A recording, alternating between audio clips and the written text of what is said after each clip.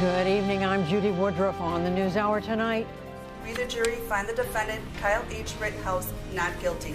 Kyle Rittenhouse is cleared on all charges in a case that sparked national debate over racial injustice, guns, and self-defense.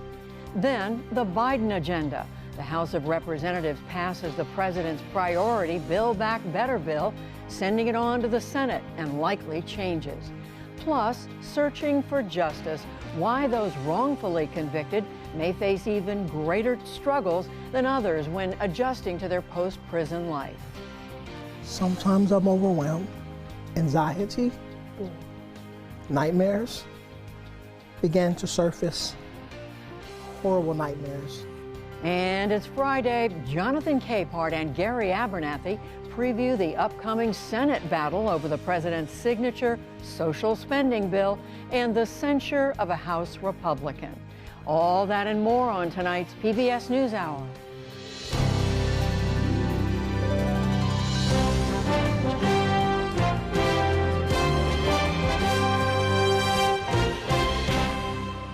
Major funding for the PBS NewsHour has been provided by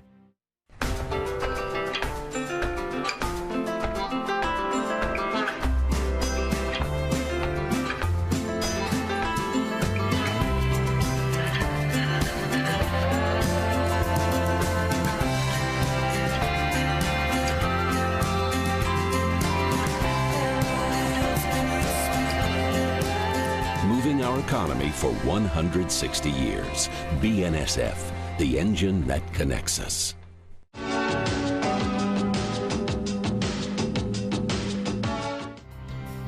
Johnson & Johnson. Financial services firm Raymond James. BDO, accountants and advisors. The John S. and James L. Knight Foundation, fostering informed and engaged communities. More at kf.org. And with the ongoing support of these institutions.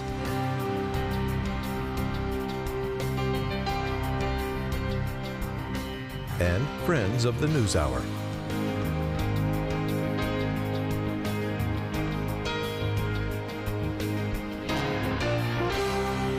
This program was made possible by the Corporation for Public Broadcasting and by contributions to your PBS station from viewers like you. Thank you. Kyle Rittenhouse, the teenager on trial for killing 2 people and shooting and wounding a third in Kenosha, Wisconsin, was acquitted by a jury today on all counts.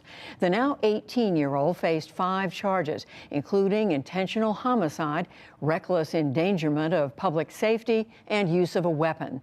The case was watched around the nation, and the jury delivered its verdict early this afternoon. We, the jury, find the defendant, Kyle H. Rittenhouse, not guilty. Members of the jury, are these your unanimous verdicts? Is there anyone who does not agree with the verdicts as read? Would you wish the jury polled?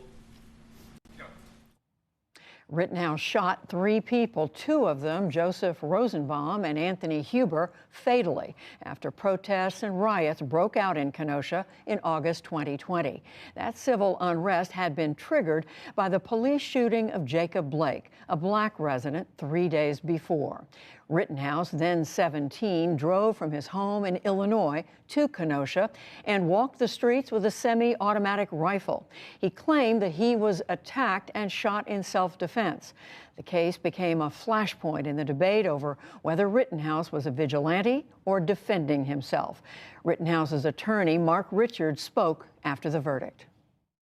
Kyle is not here. He's on his way home. He wants to get on with his life. He has a huge sense of relief for what the jury did to him today. The story that came out from the beginning was not the true story, and that was something that we had to work to overcome in court, and we think we did that. Victim Anthony Huber's parents issued a statement this afternoon. Today's verdict means there is no accountability for the person who murdered our son.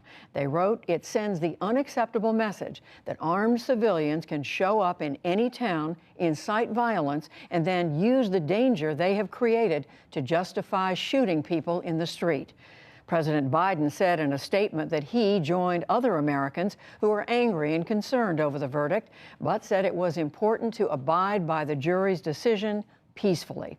Joining me now is David Schaefer, a correspondent for NPR, and Wisconsin attorney Julius Kim. He's a former assistant district attorney in Milwaukee County. Welcome to both of you. And David Schaefer, I'm going to start with you. I know you were at the courthouse when this verdict came down. Tell us what you saw of reaction to it. Well, it's a sharply divided reaction. You have people on both sides of the political aisle and both sides of the spectrum in terms of what they thought of Kyle Rittenhouse and whether or not he was guilty. There were some people who celebrated immediately. Some people drove by the courthouse honking horns, and there was a significant amount of people who were very upset and very angry when they heard the verdict. And those are the folks who are speaking out and probably demonstrating. I think there was a protest going on as we speak. So we're going to see a little bit more shouting and protesting over this violence here. And Julius Kim, you are, as we said, a former prosecutor. Was this a hard case for the DA, for the prosecution to make? Absolutely. I think that we could all tell that it was going to be a difficult case as the trial progressed, because we got to see some of the evidence ourselves. And when we put our eyes to the evidence and saw the videos in this case, we realized, whoa, there might be more to the situation than we were first aware of. The videos in particular showed Joseph Rosenbaum pursuing Kyle Rittenhouse right before that first shooting. And secondly, right before the Anthony Huber shooting and Gage Grosskreutz shooting, the videos showed Kyle Rittenhouse, for all intents and purposes, being attacked, not only by Anthony Huber, but by other people, and that he was in a vulnerable position when Gage Grosskreutz walked up to him with a handgun in his hand. And right there, I think all of us could tell that this was going to be a difficult case and that the state's witnesses weren't going to be perfect in this particular case. And Gage Grosskreutz, of course, was the third individual who was shot and injured. He recovered and then testified at the trial. David Schaefer, I want to come back to you. There was a comment during the trial about the judge and what seemed to be his pointed rebukes of the prosecutor, of the district attorney in the case. What did you see about that, and what sort of reaction was that getting during the trial? Well, there was a lot of people who thought that there was a lot of animosity, maybe not animosity, that's probably the wrong word, but there was a lot of tension in that courtroom between the judge and the prosecution. The judge clearly felt that the prosecutor went over the line in his questioning of Kyle Rittenhouse. And the folks outside of the courthouse believed that the judge was a little slanted in favor of Rittenhouse and the defense. I don't know that if you look at the record that's really true. My knowledge of the courts here in Wisconsin and really across the country is judges really do try to work hard to be fair to both sides. But he clearly felt that line of questioning was a little out of bounds and made his displeasure known. It would have been interesting to see, had there been a conviction on any of the counts, if the judge would have declared a mistrial as the defense had motioned for. And Julius Kim, I don't know whether you have experience with the judge or not, but what was your take on the judge's handling of this case, and what were your expectations as you listened to the arguments? Yeah, much ado has been made about Judge Schrader's rulings and some of the things he did in court. He played Jeopardy. He loves to tell anecdotes and tell little stories. But what I was looking at more and focusing more on were his legal rulings. And Judge Schrader's been around a long time. He's the oldest serving judge in the state of Wisconsin, and he does things his way, which is his prerogative. It's his courtroom, and he's entitled to have a certain personality. But in terms of the rulings themselves, I don't think anyone can debate or argue the fact that he is a thoughtful judge. That may be part of the critique, is that he tends to think aloud sometimes. But he gives both sides an opportunity to argue their positions. He always says, okay, state, do you have a response? Defense, do you have a response? And so some of the rulings might not everyone may have agreed with his rulings, but in the end, I thought that they were generally fair and there was some logic behind it. And this is just a matter of people not realizing that the judge has the power to make these decisions during the course of a trial, and he exercised them. And Julius Kim, just staying with you, we're now hearing comment, including from the parents of one of the victims, concern about whether this sets some kind of precedent, either officially or unofficially, to the rest of the country, that it's okay to bring a gun to a protest. From a legal standpoint, is there precedent here in some way? I don't think there's any specific precedent as it relates to this case moving forward. But, people tend to see verdicts like this as messages. And there are a lot of people, I imagine, that now feel emboldened to march right into a middle of a protest or a riot or whatever you want to call it with an AR-15 because they can.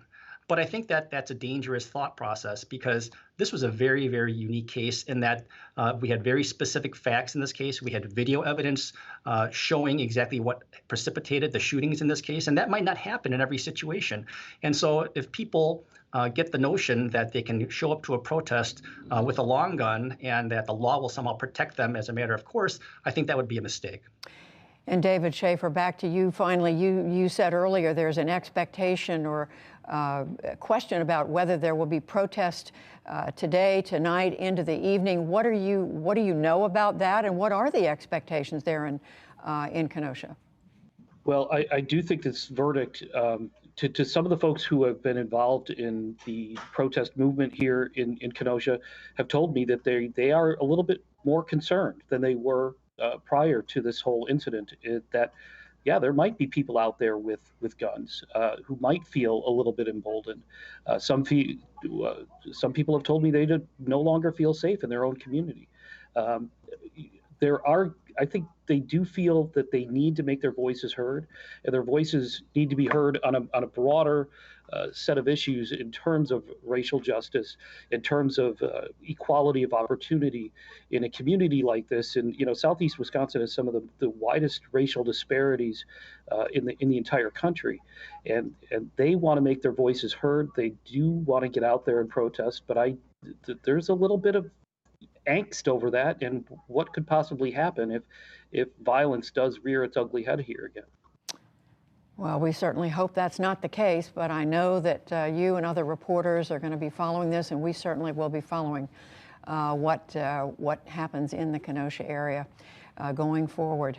David Schaefer, thank you very much, and Julius Kim, we appreciate it. Thank you. Thank you, Judy.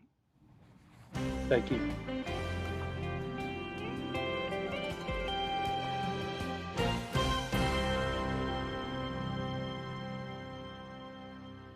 In the day's other news, lawmakers in the House of Representatives narrowly passed President Biden's massive Build Back Better legislation this morning after Republican leader Kevin McCarthy stalled the vote for more than 8 hours overnight. The sweeping social safety net and climate bill now goes to the Senate, where it will face further scrutiny. We'll have much more on this after the news summary. All adults in the U.S. are now eligible to receive a Pfizer or Moderna COVID-19 booster shot.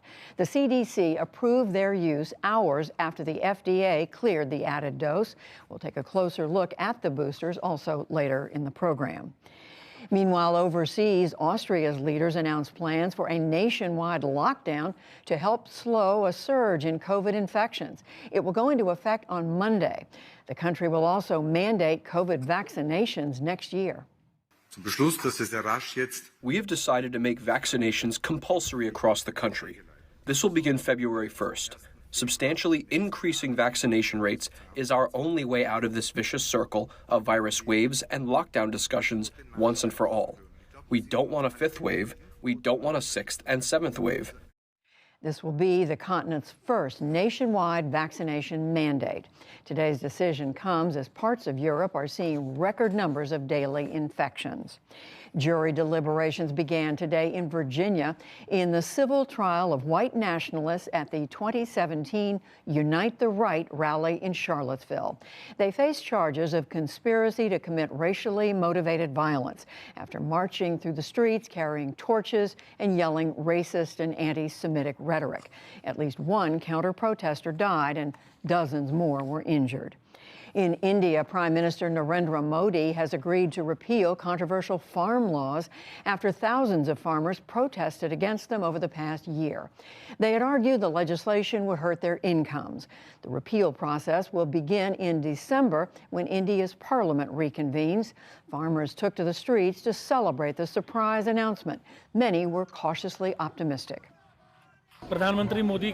We welcome Prime Minister Modi's announcement, but the farmers will not leave this protest site until the laws are repealed in the parliament. Farmers make up one of India's most influential voting blocs. The reversal comes as Modi's party faces state elections early next year. The UN is now calling on China to provide proof of tennis star Peng Shuai's whereabouts. She's been missing ever since making sexual assault allegations against a former top Chinese official earlier this month. Beijing's foreign ministry said today that they were, quote, not aware of her disappearance. The Biden administration voiced concerns today about Louis DeJoy's leadership at the U.S. Postal Service. The Postmaster General is a Trump-era appointee. He came under fire in 2020 for making changes that slowed mail delivery times, as many voters were mailing in their presidential election ballots. DeJoy has also been criticized for investing in companies that have done business with the Postal Service.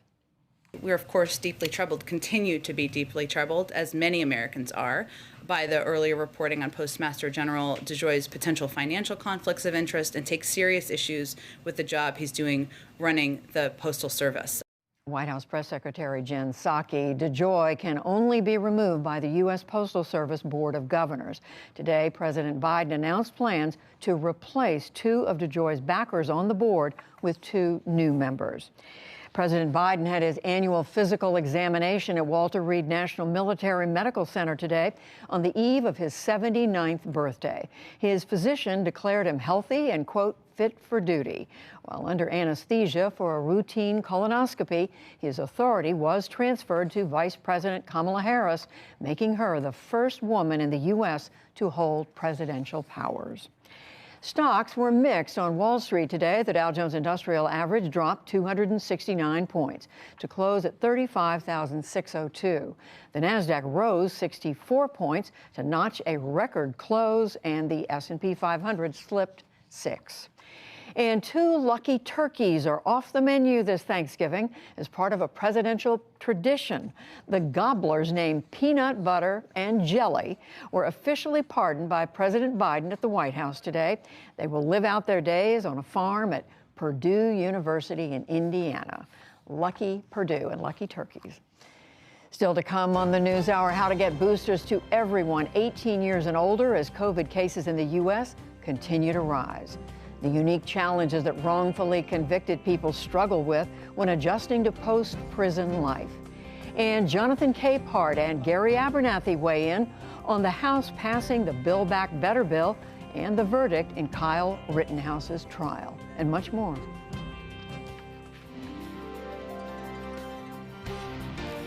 This is the PBS NewsHour from WETA Studios in Washington and in the West from the Walter Cronkite School of Journalism at Arizona State University.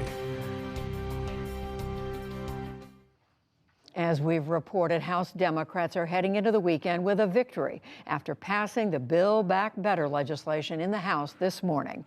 Lisa Desjardins has this report on a long debate and what's in the sweeping legislation. On this vote, the yeas are 220, the nays are 213. The Build Back Better bill is passed. For House Democrats, loud cheers at the end of a long road, as this morning they passed President Biden's Build Back Better Act. The bill covers a host of major issues, combating climate change, providing universal preschool while slashing childcare costs for younger kids, expanding government health care coverage, and creating more subsidized affordable housing. In all, some $1.7 trillion in new programs and spending.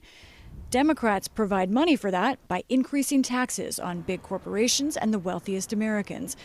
Last night, after weeks of drama, the bill seemed on track for quick passage until the last Republican to speak, House Minority Leader Kevin McCarthy, took the floor. Every page of all this new Washington spending will be paid for or borrowed from you, the American hardworking taxpayer. Technically given 1 minute to speak, as a party leader, McCarthy has the right to go as long as he likes. He turned that 1 minute into 8.5 hours of speaking against the Build Back Better Act, breaking the record set by Pelosi for the longest speech on the House floor. It made history and instantly internet memes.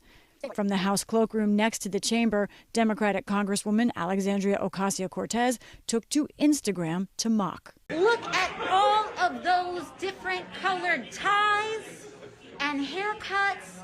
I have never seen a more diverse Republican Party than the one behind Kevin McCarthy right now.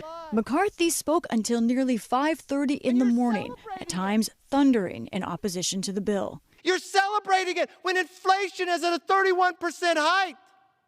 Gas prices, Thanksgiving, a border that in a few months breaks every record of the last 3 years combined.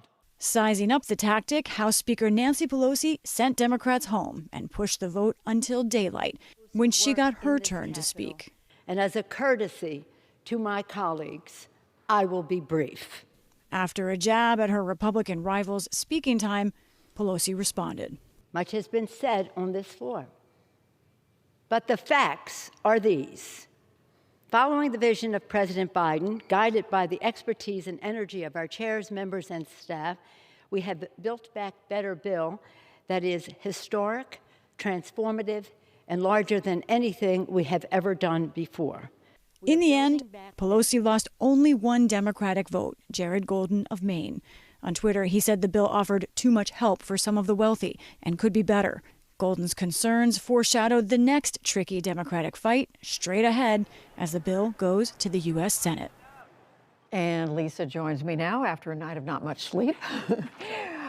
So let's talk about this. As you said, sweeping bill, $1.7 trillion. Let's break out some of the bigger pieces. Talk about what's the largest thing in here. So excited to dig into this and explain it.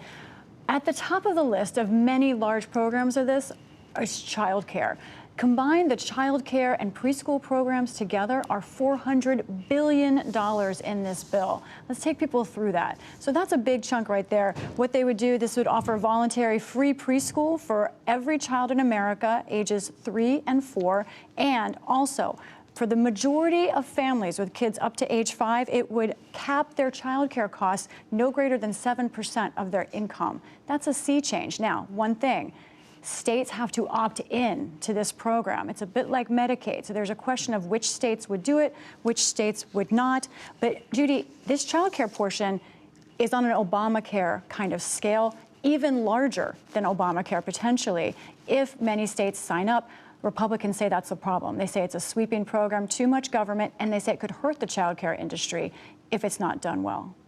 So I'm going to have you break out another piece of this, and that's climate change. We know what a priority that is for Democrats. What does the bill do to address that? Judy, this bill has climate change in almost every section. There are 55 at least different programs dealing with climate in this. But I want to talk about sort of overall some of the biggest items. Overall, this bill spends over $500 billion, $550 billion to be exact, on climate. There are tax credits in here for energy efficiency in your home, in your workplace, new kind of electric cars, even electric bicycles are in here. There is a limit on methane gas that would go into effect in 2023. There would be a cost to industries that emit too much methane gas under the current form of the bill. We'll have to see if this remains in it. Then there is also the Civilian Climate Corps. That's a big thing that Senator Bernie Sanders has wanted. Interesting, Judy, that would be young people doing climate projects across the country. It would be part of AmeriCorps. AmeriCorps' budget right now, $1 billion. The budget for this, $15 billion. it would make AmeriCorps a much larger industry, a much larger department. It would change the nature of what it does. And focused on climate. So Lisa, this obviously comes with a price tag, and you were talking about that last night, but we now know more about the price tag. What can you tell us? We were just getting that information as we were going to air last night, so I'm really glad to be able to talk more about this. Now, this bill does add to the deficit, but it depends on who you talk to. Let's go over what we talked about last night. Here's the Congressional Budget Office score that we talked about. $367 billion added to the deficit. That is from the main bill, the programs and the spending involved. However, there is a separate portion that CBO did not score along with that, which is stepped up IRS enforcement, the idea of finding people cheating on their taxes. CBO estimates that that part of the bill could bring in over $200 billion. So do the math, you add that all up, what do you get? According to CBO, a deficit of about $160 billion, not as much as that bigger number. Democrats, however, look at this. They say that IRS number, too small. They think actually they'll get more like $400 billion, maybe much more than that. So that's how they argue that this is paid for. They think that IRS number is shallow and that the money will come in. And they remind everybody it's over 10 years, so That's if it's correct. 160 divided by 10. Right. So we know you've been reading this 2,000-page bill. What else has caught your eye? How much time do you have? There's so much to talk Hours. about here. We Let's have do hours. it. There are a few things I want to highlight just to give people a sense of the scope of this, the big and small. Let me highlight a few things. There is a small amount of money in this bill, which is $50 million, large money to everyone else. In a bill like this, it's not that much, but it's to protect older forests around the country, things like the sequoias and older growth forests. Also something that's in here that one of our producers, Tess Conciatori, spotted, payroll credits for local newspapers and journalists to try and encourage local news again. And then also something I want to talk about that I spotted. This is an attempt in this bill to phase out sub-minimum wage for workers with disabilities. Judy, you and I have talked about this before. Since 1938, this country has allowed certificates so that some employers can pay workers with disabilities sub-minimum wage, as low as $3–4 an hour. This bill has incentives to try and pay those employers to raise the wages. It's a complicated debate because they want to keep the number of jobs while increasing those wages. This bill takes a stand. It's a bipartisan idea that's in here. It's, I think a lot of people didn't realize that That's it right. could be below minimum wage. And now it goes to the Senate, and you'll be reporting on that. I will. After Thanksgiving. Lisa Desjardins, thank you. You're welcome.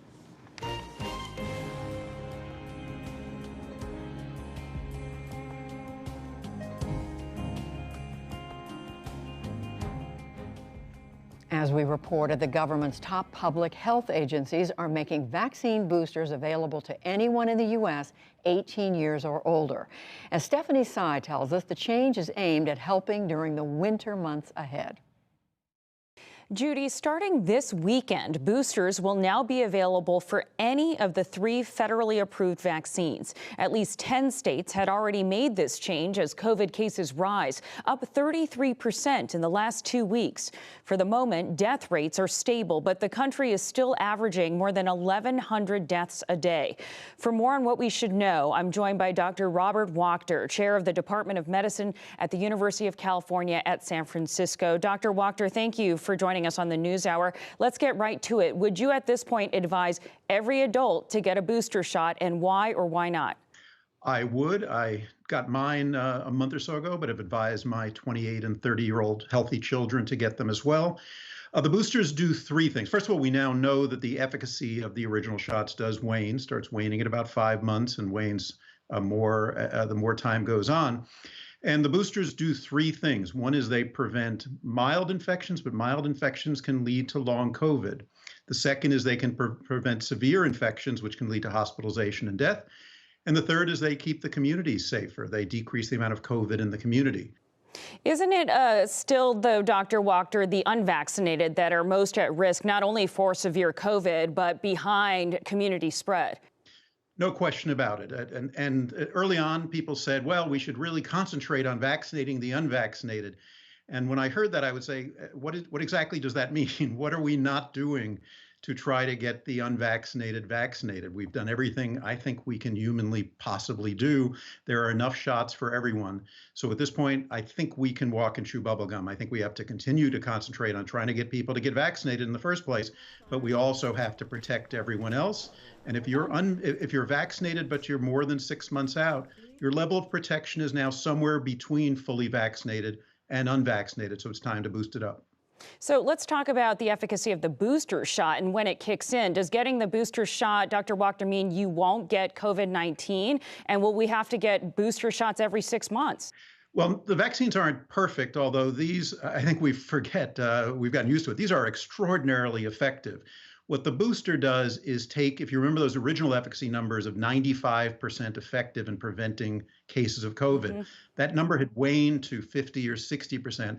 The boosters bump you back up to at least 95%. You're probably even a little bit better protected than you were after your 2 shots. They are miraculously effective. How long does it take before they kick in? It looks like about a week. So a week after you've gotten your booster, you're back up to a level of protection that was similar to the level you had 2 weeks after your second shot. When will we need another shot? I think we will know when we know. Unfortunately, there's no way of knowing. Because these shots waned in 6 months does not necessarily mean that the booster will wane in 6 months. Because we've had a lag in time, it gave the immune system more time to kind of mature. And so there's a good chance that we might need one every year or 2 years, but I think we'll only know as we see what happens over time. Sure. As we head into the holidays, though, Doctor, people are expected to gather. If you have a booster shot, should you feel comfortable not wearing a mask around your grandparents again, shopping at the mall without a mask? Well, the way I approach life, Stephanie, is that now that I have gotten my booster, I am perfectly comfortable hanging around in indoor spaces with other people who are fully vaccinated, and if they're eligible, who've also gotten a booster. Anything other than that, hanging around with unvaccinated people or people whose shots were 9 months ago and who've not gotten a booster, I'm a little more careful. I would wear a mask in those circumstances. If you can't, like you're having Thanksgiving dinner together with them, I think that's a good use of the rapid tests. So if someone's unvaccinated or someone's 10 months out from their shots and hasn't gotten a booster, I think it's reasonable to test them that morning. If they're negative, you can be quite confident they're not infectious that day. And so that makes it safer. But I think the rule is vaccinated plus booster. If you're eligible, you are really good to go. And if you're hanging out with other people like that, you really are quite safe. Really appreciate that clear advice. Dr. Robert Wachter, the chair of the Department of Medicine at UC San Francisco. Thank you. Thank you.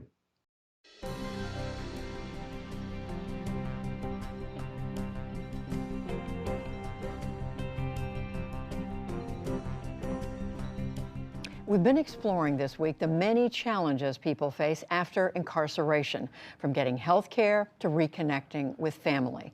But for those wrongfully convicted and imprisoned and then fortunate enough to be freed, those same challenges exist. And for many, there's even less support than for those who committed crimes and are released on parole. Amna Nawaz and producer Frank Carlson report on the struggle that begins after freedom is won. It's part of our series, Searching for Justice. What about this series? What is this from? Prison. These are all prison pictures. Over 2 years ago, Ricky Kidd walked out of a Missouri prison after 23 years behind bars. We're home now. He'd been wrongly convicted for 2 murders he always said he didn't commit. In the 2 short years he's been free, Kidd got married, moved into this house, started a business, and welcomed his new daughter, Harmony Justice, into the world. Say, look at me, Daddy. I often say that freedom is the ability to embrace life fully. It feels like freedom because I'm embracing it fully. Since his release, Kidd's traveled across the country. He put his feet in the ocean for the first time. Did you ever think that you wouldn't get out? He even came by the NewsHour for a 2019 interview with his lawyer, Sean O'Brien. We came to see you all. I remember. A few years ago. I recognize that set anywhere. Yeah. Right now we have your book, The Workshop. And with his wife, Dawn, he's built a public speaking business, sharing his story, advocating for criminal justice reform, and fighting for others to be freed. I have a lot to be thankful for today, especially when you compare it against other people who are still languishing in prison for crimes they didn't commit. On the outside looking in, you check all the boxes, right? Home, job, family, everything seems really good. What's happening inside? Sometimes I'm overwhelmed. It's a lot. And it comes out of nowhere. I think I got this. And then I feel like I don't have it. Anxiety, nightmares began to surface, horrible nightmares. To the public, the story of most exonerees ends on the day they're released and walk out of prison, when in fact, that day marks the beginning of an entirely new set of struggles ahead. So here we are walking into prison. From the outside, it looks like Kidd has moved on, but inside, he is grappling with his past. In his basement storm shelter, Kidd created a replica of his prison cell, down to the exact same items he had during more than 2 decades of incarceration. This was my ID. This is your actual ID? Mm-hmm. That's my Missouri prison Department of Corrections offender in big red letters, Ricky Kidd. And they usually call you 528-343, not your name. They want you to respond 528-343. Do you think you will ever forget that number? No. Still, he visits this place almost every morning. Sometimes I'm thinking about what I've been through, that I was once here. Sometimes I'm thinking about that other people are still here. Imagine waking up in a Maximo Level 5 prison. Earlier this year, he filmed an online series here, reenacting his prison days. Reliving them became overwhelming, so he stopped. Kidd has also struggled with his health. He's a diabetic, and earlier this year had an emergency triple bypass heart surgery. More recently, he struggled with his breathing, a complication from that surgery. He blames more than 2 decades of poor prison health care, unhealthy prison food, and the stress of being wrongfully imprisoned and fighting to prove it. On top of that, he's received no support nor compensation from the state of Missouri. You took all my 20s, you took all my 30s, and you took half of my 40s. At that stage, people who have been working and a little diligent and a little disciplined, they have a little something. Well, I came home at 45 and had nothing. Is there a way for them to make you whole? Can they do something to make it right? No.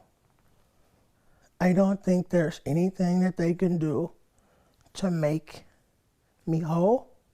There's things they can do to make it better. But even if they did that, against their best efforts, we're still left wounded. We're still left with our wounds. And that's a consequence of a wrongful conviction in America. Remember I was telling you about my driver's license? Yep. On a chilly morning on the other side of Kansas City, Ricky's lawyer, Sean O'Brien, is picking up Joe Amrine, another former client, to go grocery shopping. So do you remember Lehman's case, Sean? I do remember Lehman's case because you went with Dan Grothaus right. to talk to the witnesses that eventually exonerated him. Sean's helped free more than a dozen wrongfully convicted people in his career as a law professor and defense attorney.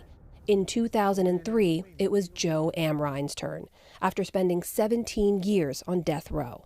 You know, when you know that everybody in the state, everybody in the world wants you dead, there ain't much you can do, you know? There ain't nothing you can do. Just you can't imagine that everybody want me dead. He could have been executed any time. For a crime he didn't commit. For a crime he didn't commit. Every month they executed one of these 10 men. And then after they executed him at midnight on the first Tuesday of the month, they would come back into the office that morning and issue a new warrant for the next one.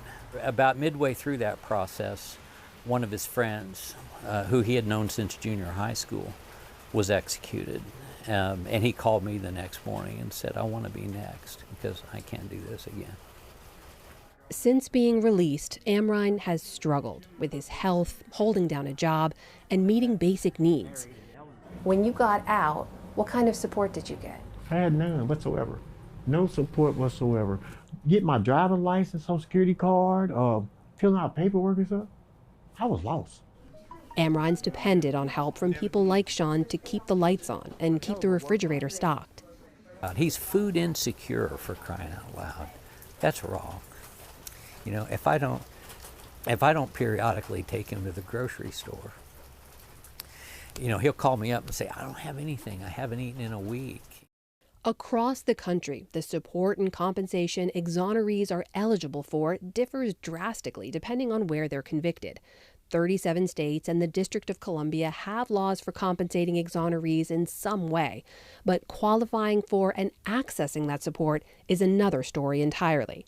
In Missouri, one of the states that has a law on the books, Joe Amrine and Ricky Kidd don't qualify for help because they weren't exonerated through a specific mechanism involving DNA evidence. You can count on one hand the number of people who have qualified for support under Missouri's compensation statute. He would be better off if he had been guilty and then released on parole, because a parole officer would help him get public assistance and would constantly be on the lookout for job leads. And he would be better off if he had actually done the crime. He'd have more support coming out. He would be better off if he had done the crime and been released on parole, yeah. Yeah, I'm mad. I'm still mad. You know, I'm really mad, and I'm gonna stay mad. Till the day I die, I'll probably be mad because they took my life. So far, Ricky Kidd's experience after prison has been very different than Joe Amrine's, and he counts himself lucky. For the first time, I felt bitterness towards the state. But the trauma, the loss, the anger, many of those are the same. Kidd recently began seeing a therapist to work through those issues. He's currently suing the Kansas City Police Department in civil court, which could take years. Because of governmental immunity, Sean O'Brien says most clients get nothing. In the meantime, he's trying to focus on the positive each day, advocating for the friends he left behind, the wrongful convictions he can prevent, and redefining what freedom means. These are things that I always wanted to happen, and now they happen. So, not wasting a day. Not wasting a day. For the PBS NewsHour, I'm Amna Nawaz in Kansas City, Kansas. And you can learn much more about Ricky Kidd's life and case in our podcast, Broken Justice, and about the failures in public defense that led to his incarceration.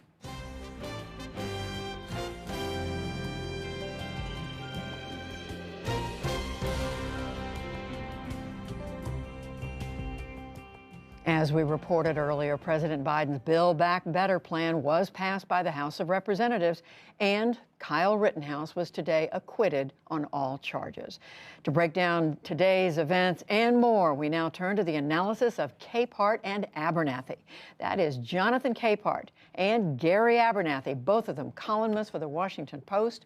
David Brooks is away, and it's very, very good to see both of you tonight. Good to be here. Thank you for being here. So let's start, Jonathan, with the news that broke today, and that is the verdict in the Kyle Rittenhouse case. Had been accused of murder, 2 murders, shootings.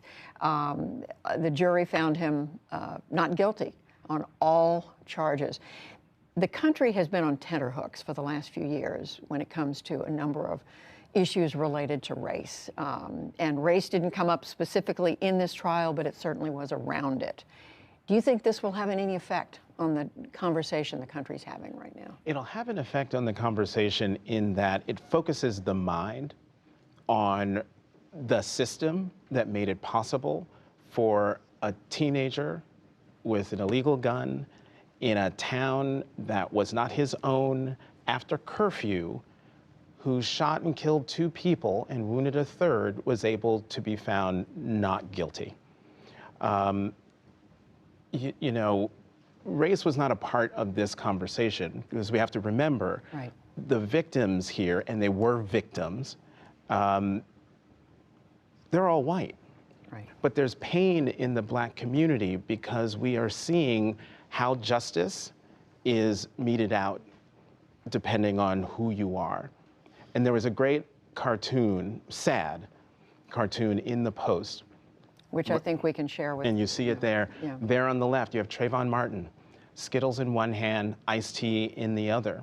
George Zimmerman called 911, you know, a wannabe neighborhood watch person, called 911 and said, there's a very suspicious looking guy, and ends up shooting and killing Trayvon Martin. And then on the right, you saw there the drawing of Kyle Rittenhouse carrying an assault rifle. Right.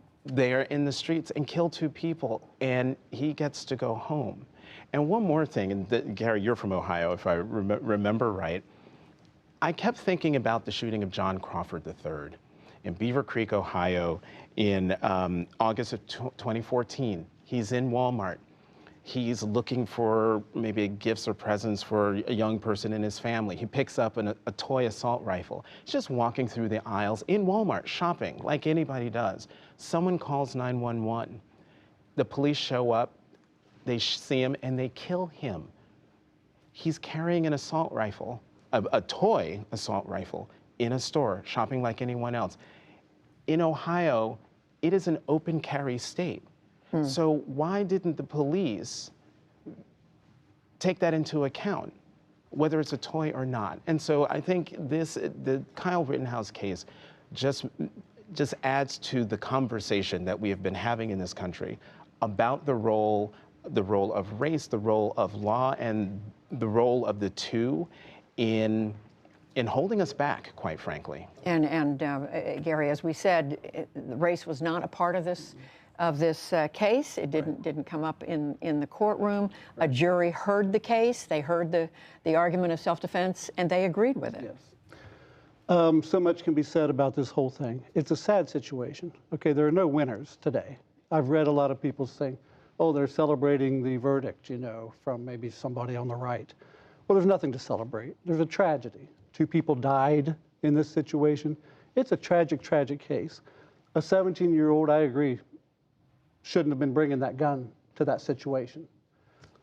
But there was also quite a rush to judgment the first 24 hours or so this happened. There were a lot of things said about, oh, this young man was a Trump supporter. We read that. He had been at a Trump rally, and then a few months later, this happens, as though there's a connection between those 2 things. Once the evidence came out, once we began to see video of what happened, it became very, very clear there's a different narrative here than the narrative we heard at first. And the jury, you know, I've covered trials. Anyone who's covered trials understands it doesn't matter how much you read in the media. It doesn't matter how much of a trial you watch on television. When you're a jury or you're sitting in that courtroom watching a trial, you have a different perspective of what's going on. And that jury reached a verdict. There's an old saying, and I've seen it going around today from judges and lawyers, justice is a process, not an outcome. So the process happened. Justice was done in that the process happened.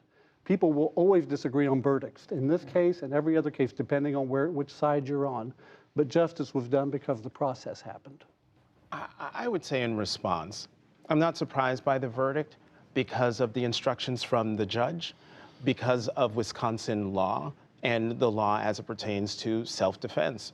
I read parts of the statute and I'm looking at it and I'm thinking, you know, if I were on that jury and this was the evidence that was presented to me and I take my role as a juror seriously, what else am I left to do? But that's not an indictment of the jury. That's an indictment of the law. That is an indictment of, I think, of society in that you can, to your point, take the video and a different narrative shows up. But that then requires you to live in a silo and not take into account why on earth was he there in the first place? Right. And he shouldn't have been there. And so while, sure, great, on the law, he should have been released, but that's not how people live. People don't live in silos. And that's why I think people are like, sort of outraged by this verdict. And what we heard the former Milwaukee prosecutor saying earlier in the program, there's concern that this may send a message that it's okay to carry a gun to a protest. Yeah, well, it's not. And you shouldn't do that. And I'm sure, I'm going to guess that if he had to do it over again, how many of us at 17 make bad decisions? And fortunately, most of the time they don't turn out this way, that bad. But I'm betting he wouldn't do it again. I would hope he wouldn't do it again. Well, a tragic thing, no matter which side you're on, no question. Build Back Better, Jonathan. The House of Representatives. Where did I come up with that term? House of Representatives passed it today after weeks and weeks and months of discussion and debate. 2 completely different stories here. The Republicans say it's socialism. Democrats say this is such important additional help for raising children, for education, for health care, for the climate, for climate change, fighting climate change. Which one is it? Oh, obviously, it is what the Democrats are saying.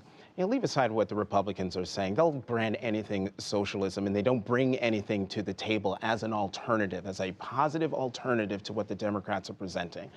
What the House of Representatives did today by passing Build Back Better was to put down a marker and show the American people what Congress wants to do for them. Everyone's talking about the economy and inflation and costs are so high.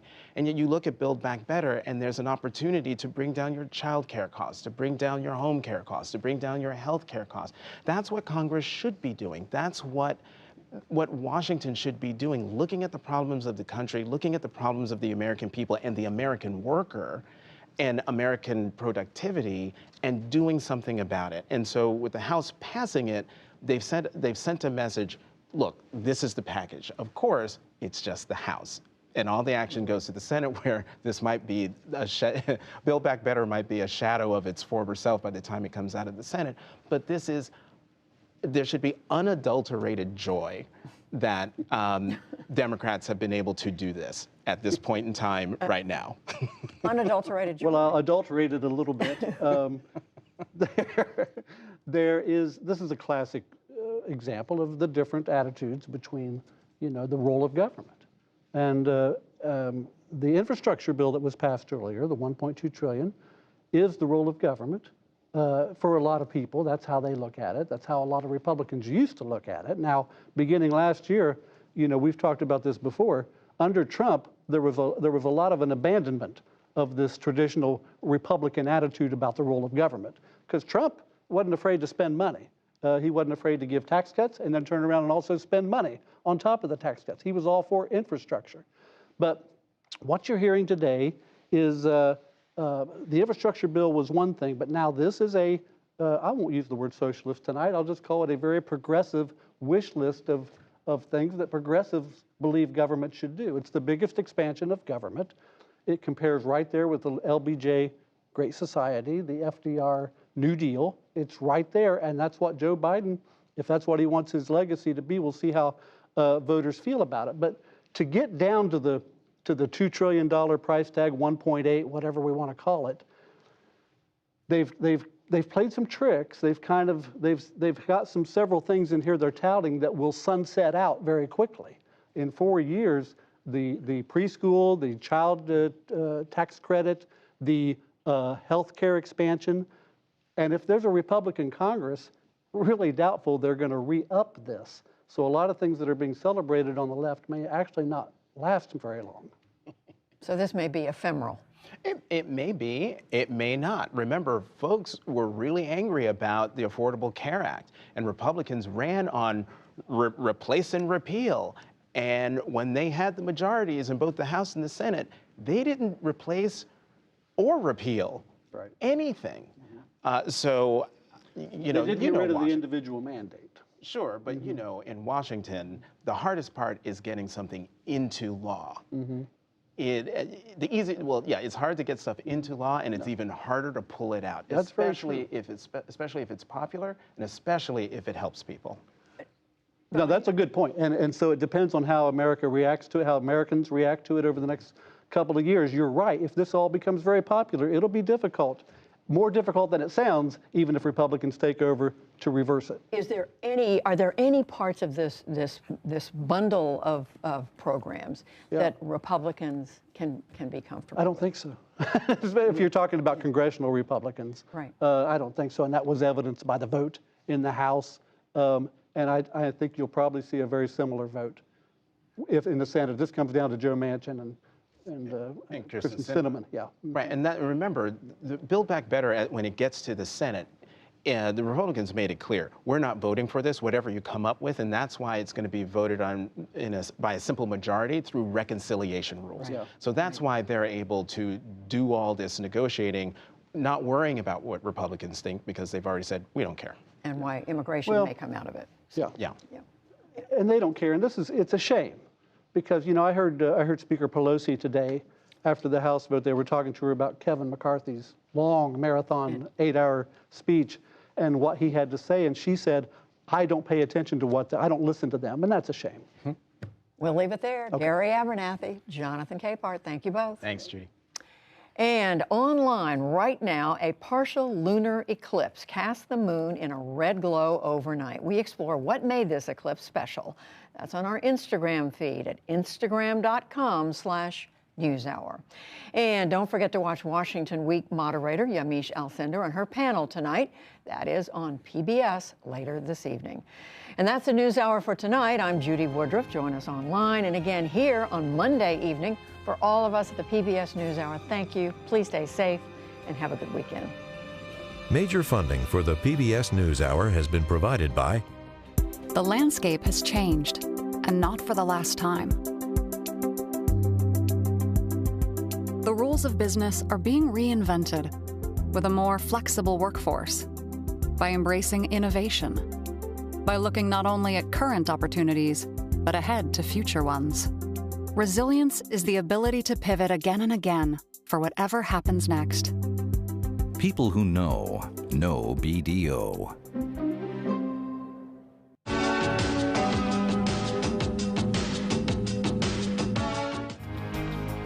Consumer Cellular, Johnson & Johnson, BNSF Railway, financial services firm Raymond James, the William and Flora Hewlett Foundation, for more than 50 years advancing ideas and supporting institutions to promote a better world at hewlett.org. Supporting social entrepreneurs and their solutions to the world's most pressing problems. SkollFoundation.org. And with the ongoing support of these institutions.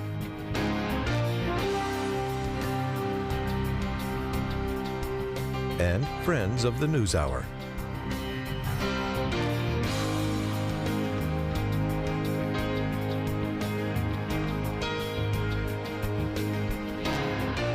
This program was made possible by the Corporation for Public Broadcasting and by contributions to your PBS station from viewers like you. Thank you.